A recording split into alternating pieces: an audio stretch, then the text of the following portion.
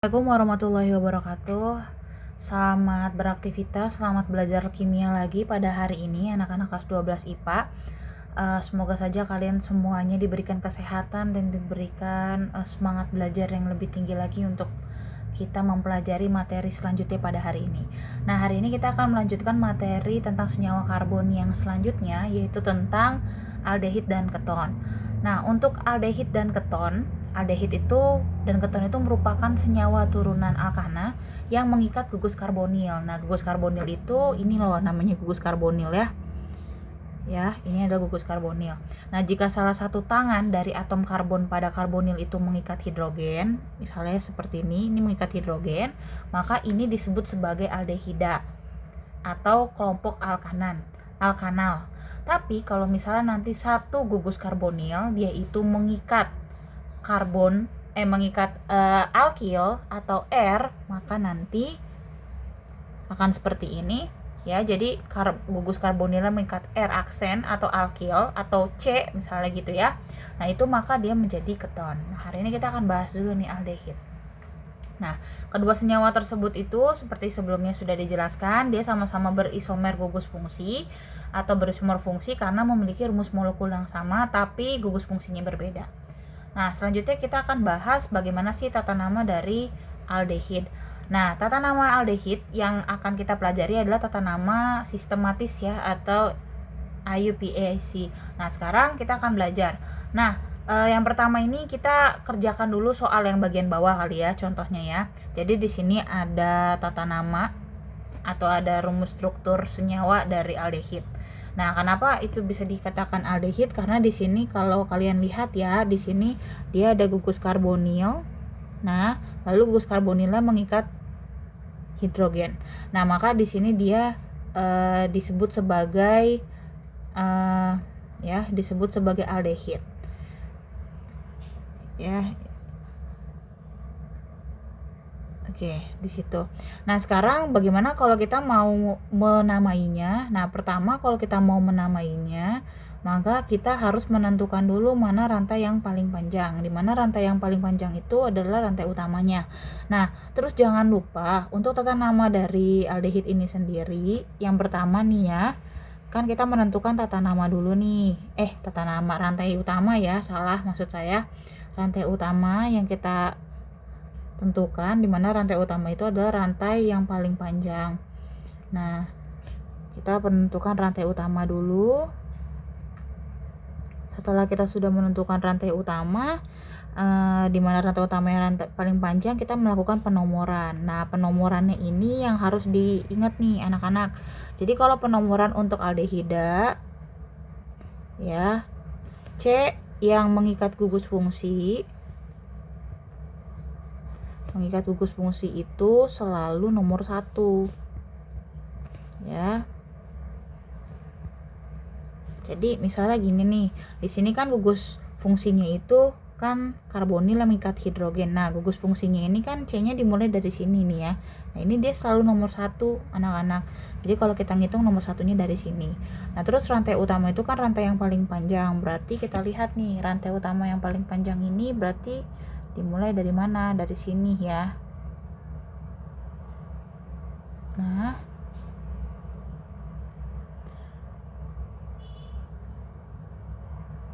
ya, ini adalah rantai utamanya. Nah, jadi tadi kan kita udah tahu nih kalau C yang pertama itu salah. C yang pertama itu adalah ya, kita cek dulu di sini ya. Tadi kan kita udah tahu C yang paling utama itu adalah C yang mengikat gugus fungsi. Nah, berarti ini kan C nomor 1-nya. Terus habis itu nomor 2-nya di mana? Nomor 2-nya yang ini. Nomor 3-nya yang ini. Nomor 4-nya ini, nomor 5-nya ini, nomor 6 dan nomor 7. Nah, setelah kita sudah memberikan nomor masing-masing di sini, selanjutnya itu adalah kita menentukan yang mana yang menjadi cabang ya. Berarti kalau cabang itu kan di luar dari rantai utama. Nah, kebetulan yang jadi cabang ini adalah yang ini nih. Ya, cabangnya ada 1. Terus ada satu lagi di sini kloro. Nah, ini adalah cabangnya. Oleh karena itu sekarang kita bisa tentukan namanya. Dimana kalau penamaan itu dimulai dari yang mana dulu yang disebut. Yang disebut dulu adalah si cabangnya dulu. Ya, cabang. Terus habis itu baru rantai utama. Nah cabangnya ini juga harus disusun dengan sesuai abjad. Nah, kebetulan di sini kan ada cabangnya, ada kloro, ada metil. Nah, kloro dengan metil itu kan duluan kloro kan ya. Sehingga kloro yang disebut terlebih dahulu baru metil.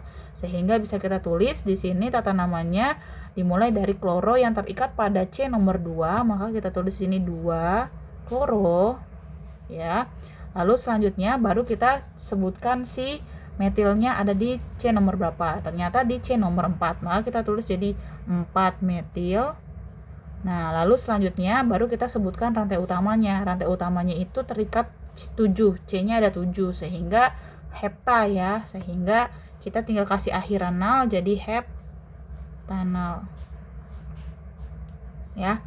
Seperti itu. Itu adalah tata nama untuk jangan lupa di sini nanti digabung ya heptanalnya. Jadi digabung seperti ini. Nah, ini adalah untuk tata nama yang pertama. Lalu tata nama yang selanjutnya ini soalnya ini adalah kita disuruh bikin struktur senyawanya, yaitu 3 bromo 3,4 dimetil heksanal. Nah, karena kebetulan di sini C-nya ini adalah ada heksanal, berarti C-nya ada 6 jumlahnya, sehingga kita bisa tulis di sini C-nya ada 6. Pertama 1 2 3 4 5 6. Lalu habis itu di sini kan kita sudah tahu ya kalau misalnya C yang mengikat gugus fungsi itu selalu nomor 1. Nah, sekarang kita tinggal tentukan nih kita mau C-nya dimulai dari yang kiri atau yang kanan. Nah, misalnya ibu pengen dari yang kiri. Berarti ini misalnya COH. Ya, ini gugus fungsinya. Berarti ini nomor 1. Lalu selanjutnya adalah kita memberikan cabangnya itu bromo dan metil ya, sehingga bromonya itu terikat pada nomor berapa? Nomor 3. Berarti kan ini nomor 1, nomor 2, nomor 3. Berarti kita tulis di sini bromonya di sini ya.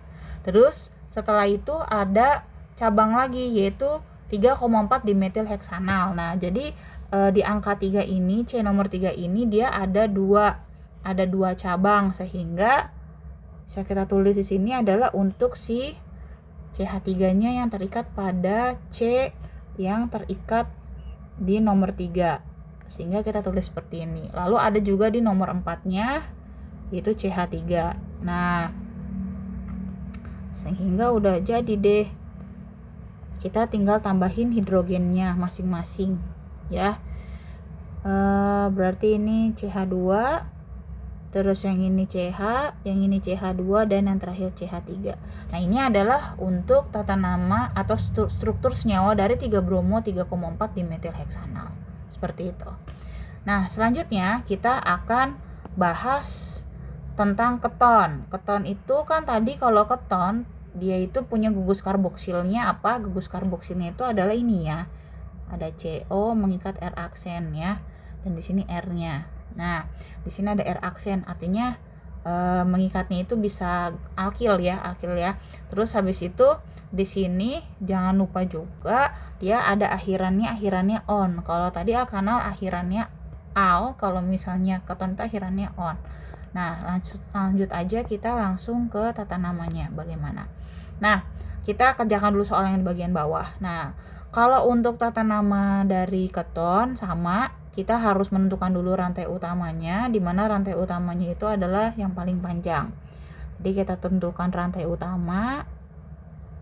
Setelah kita tentukan rantai utama, kita beri penomoran. Nah, kalau penomoran ini agak beda nih sama alkanal. Kalau alkanal itu kan penomorannya C, ini selalu C yang mengikat gugus fungsi itu pasti nomor 1. Nah, kalau ini enggak. Kalau misalnya penomoran untuk si keton, itulah kita harus mencari C yang paling dekat dengan gugus fungsinya. Nah, gugus fungsinya ini kan ini CO kan. Nah, berarti kita harus cari nih C mana yang paling dekat dengan CO. Baru itu kita tentukan dia nomor 1.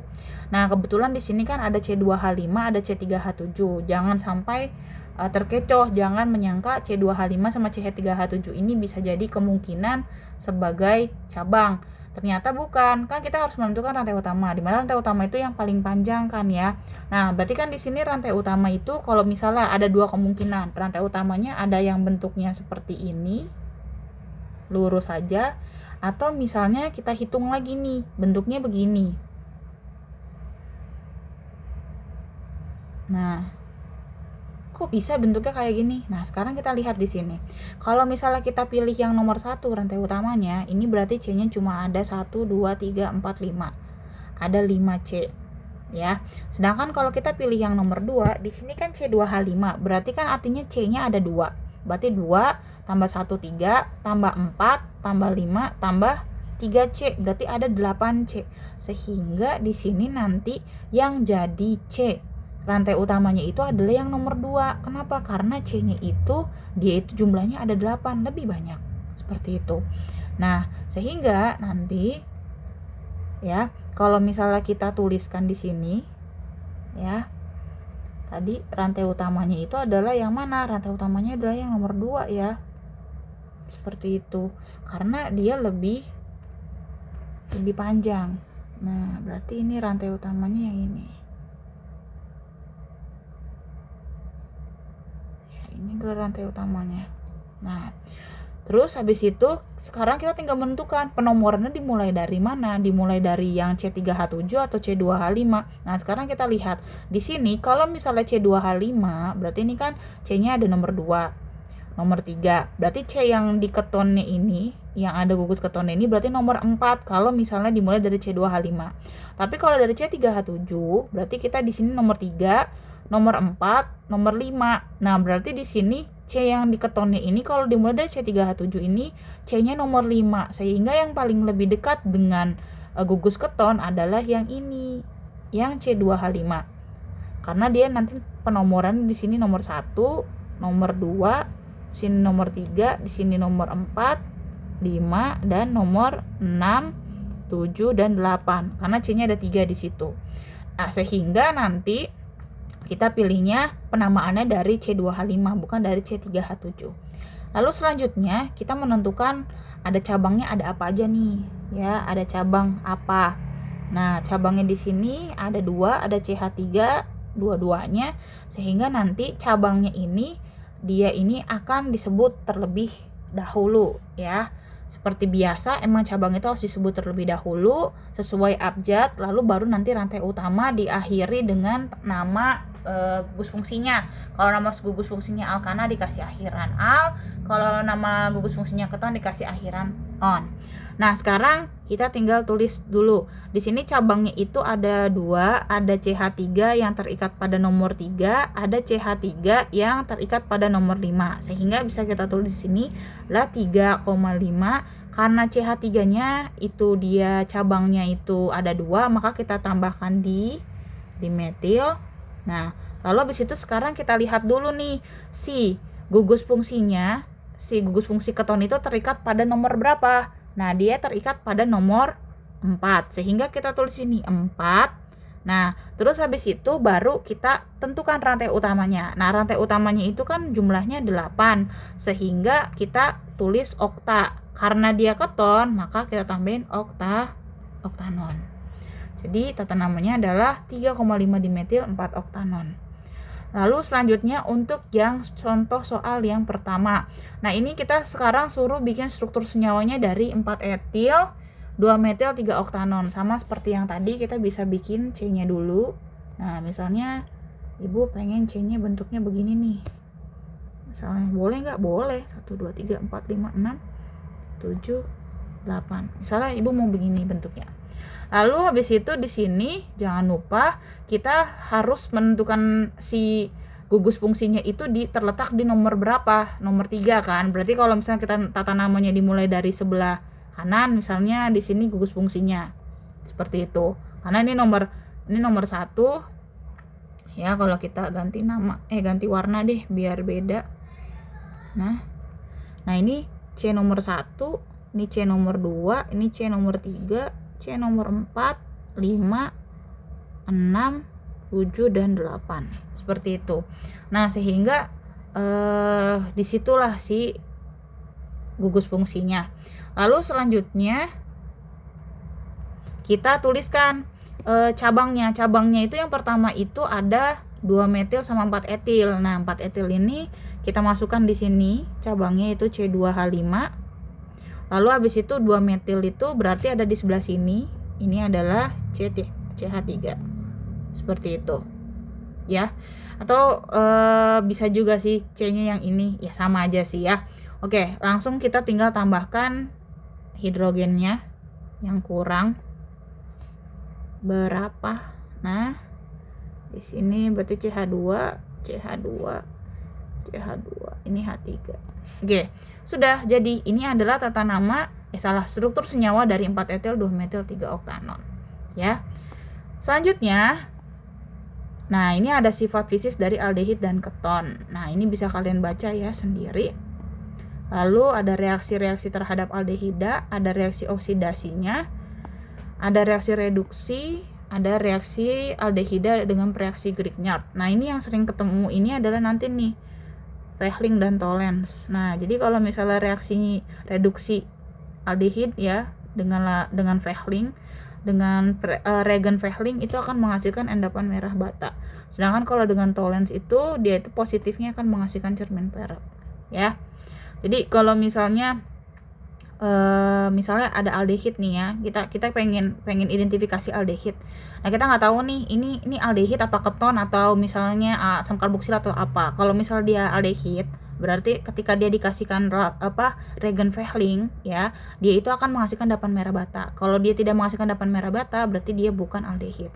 Terus sama Tollens juga seperti itu. Kalau misalnya nih dia itu kita mau identifikasi atau kita pengen tahu ini larutan ini tuh ngandung apa sih, ada aldehid apa alkohol atau apa gitu. Nah, kalau di aldehid maka dia positifnya itu akan menghasilkan cermin perak. Nah, terus ada juga nih reaksi aldehida dengan Grignard dan aldehida dengan HCN. Ya, selanjutnya ini reaksi pada keton ya. Nah, keton ini tidak dapat dioksidasi dengan Fehling dan Tollens. Jadi kalau misalnya nanti kalau misalnya itu larutannya keton, berarti ketika ditambahkan reaksi Fehling sama Tollens dia tidak akan menghasilkan perubahan apapun karena dia memang tidak bisa direduksi dengan reagen dari Fehling dan Tollens. Lalu habis itu ada reaksi keton dengan Grignard, ada keton dengan HCN. Dan ini adalah sintesis aldehida atau pembuatan aldehid. Jadi aldehid itu bisa dibuat dari alkohol primer, terus bisa dengan pembuatan dengan ester dengan reaksi Grignard. Terus kalau misalnya keton itu bisa dibuat dari alkohol sekunder dan bisa dibuat dari distilasi kering garam alkanoat. Nah, ini kegunaan aldehid dan keton. Nah, kalau aldehid ini gunanya itu adalah kalian tahu formaldehid ya. Formaldehid itu adalah formalin ya. Jadi formalin itu nama trivial. Kalau nama nama dagangnya itu adalah formalin. Nah, kalau misalnya nama kimianya itu adalah formaldehida. Nah, atau metanal. Nah, formaldehida itu nama trivialnya ya. Atau metanal nama IUPAC-nya. Nah, digunakan untuk antiseptik dan pengawet makanan, mohon maaf ya. Terus dimanfaatkan juga sebagai bahan baku untuk industri plastik, melamin dan bakelit. Nah, bakelit itu adalah bahan kimia yang digunakan untuk listrik, penghantar arus listrik. Nah, terus habis itu asataldehida atau etanal bisa dijadikan bahan baku polivinil asetat ya, suatu polimer yang biasanya dimanfaatkan banyak untuk produk-produk rumah tangga.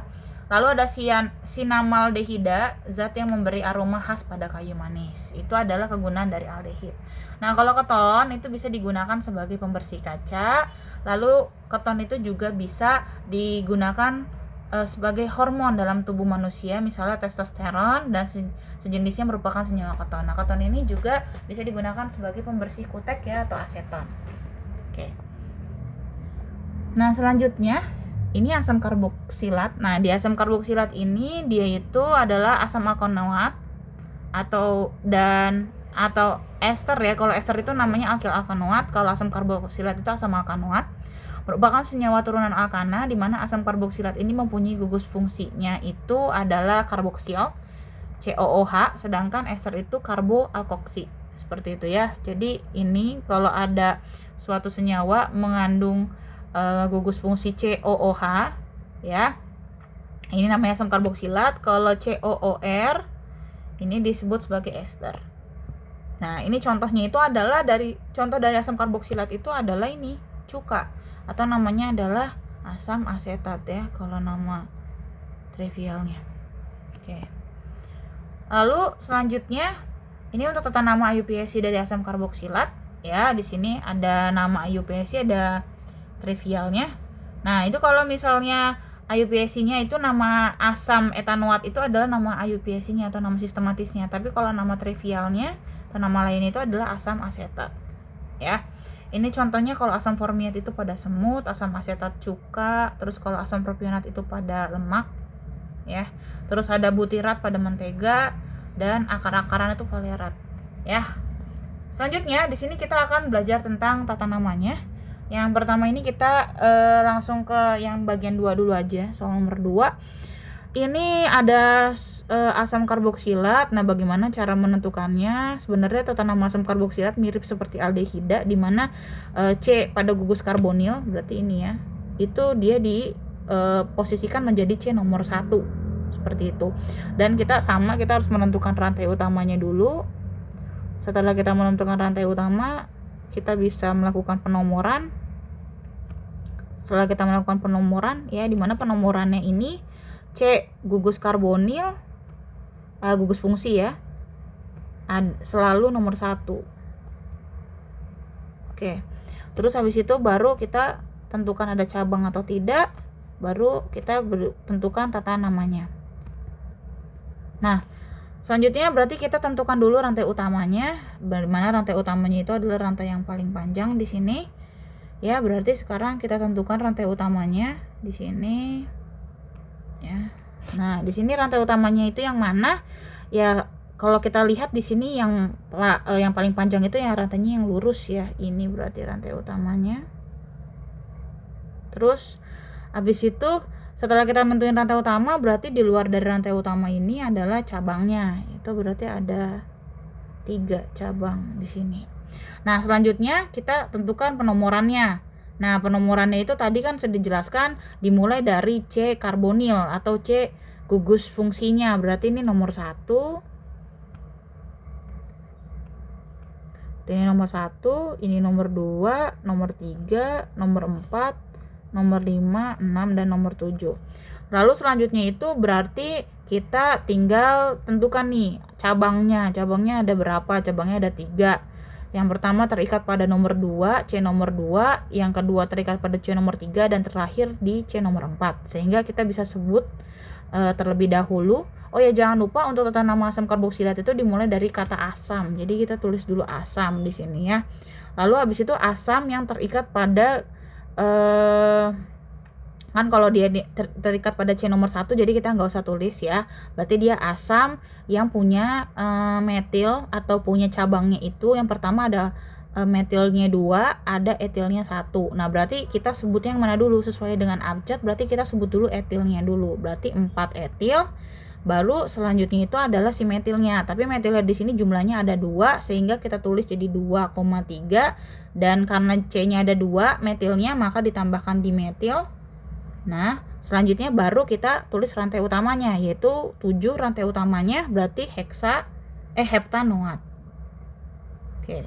Jadi ingat aja kalau asam karboksilat itu dimulai dengan kata asam, diakhiri kata oat. Seperti itu. Lalu untuk yang soal yang pertama, kita bikin struktur senyawanya. Ini di sini heksanoat ya, berarti kita bikin C-nya ada 6. Kita bikin C-nya ada 6 di sini. Ya, 1 2 3 4 5 6 misalnya. Terus habis itu kita tentukan dulu di sini misalnya gugus fungsinya. Lalu berarti ini di sini ada C yang nomor 1 ya. Berarti di sini ada C nomor 1, di sini nomor 2, nomor 3, 4, 5, dan 6. Selanjutnya kita tentukan cabangnya. Cabangnya itu ada 3 etil. 3 etil berarti di sini nomor 3 ya. Berarti 1 2 3 berarti di sini C2H5-nya. Lalu habis itu 2,3 dimetil berarti ada di sini 2,3 ya. Berarti di sini CH3 atau kita hapus aja deh nomornya.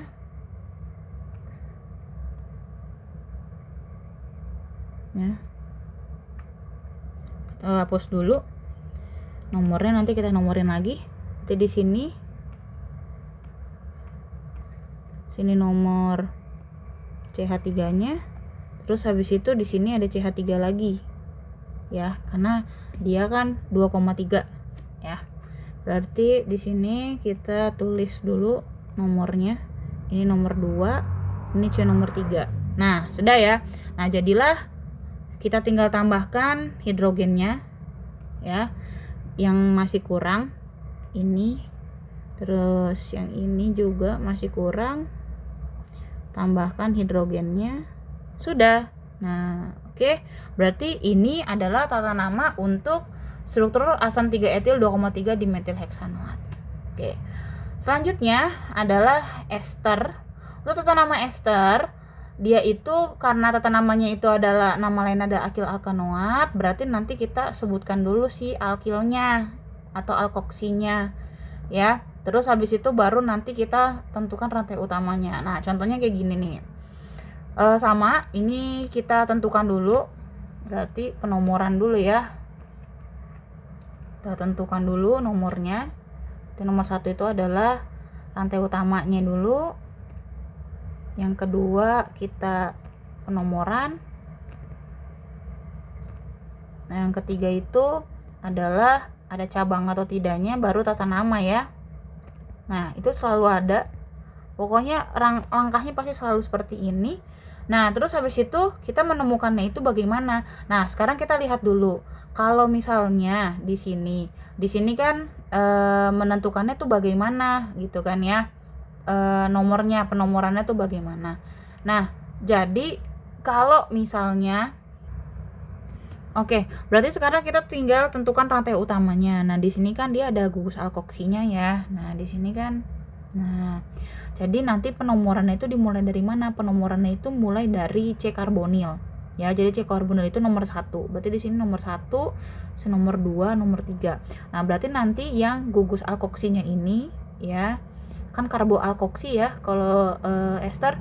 Nah, ini nanti yang alkoksinya ini atau apa ya, O yang terikat pada karbonnya ini, karboalkoksinya ini nanti disebutnya itu nanti pertama, tapi dia tidak masuk ke dalam penomoran. Jadi penomoran itu dimulai dari C karbonil lalu selanjutnya. Jadi nanti yang O ke sampingnya itu dia itu tidak dihitung ya penomorannya.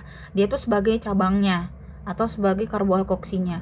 Nah, sehingga sekarang berarti kita tinggal tuliskan di sini. Di sini itu berarti si alkoksinya atau si karboalkoksinya ini ya, ini dia itu dalam posisi yang namanya iso. Iso kenapa? Jadi kalau iso itu artinya C-nya ini ngikat 2 ya, C-nya itu mengikat 2 CH3 ya, C atom C ini mengikat 2 atom C lain, seperti itu namanya iso. Nah, terus habis itu karena dia di sini ada 3 C-nya, maka namanya isopropil. Ya. Nah, terus habis itu di sini dia itu karena di sini dia isopropilnya terikat pada nomor 1 ya, berarti udah kita nggak usah nulis 1 isopropil ya. Lalu habis itu di sini rantai utamanya itu ada 3, maka dia butanoat kan. Sehingga kita tulisnya di sini adalah isopropil, karena nggak ada cabang lagi ya udah langsung isopropil butanoat. Nah, ini adalah tata namanya seperti itu. Nah, terus kalau misalnya yang ini kita bikin yang atas, berarti di sini kan dia pentanoat, berarti C-nya ada 5 ya. Terus habis itu di sini ada propil, ada kata propil. Berarti propil itu kan berarti CH3, C-nya ada 3 ya. Berarti kita tulis aja dulu di sini. Ya. Di sini ada C, ada 3. Ini sebagai propilnya. Terus ada O. Nah, ini baru nanti C karbonilnya. Nah, terus C-nya kan ada 5, berarti ini C nomor 1, 2, 3, 4, 5 seperti itu. Terus ada cabang nih, cabangnya itu ada di nomor 2 dan 3. Berarti di sini ada CH3, di sini ada CH3 seperti itu. Nah, lalu kita tinggal tambahkan selanjutnya yang masih kurang hidrogennya. Nah, ya. Jadi nanti kalau kita tuliskan di sini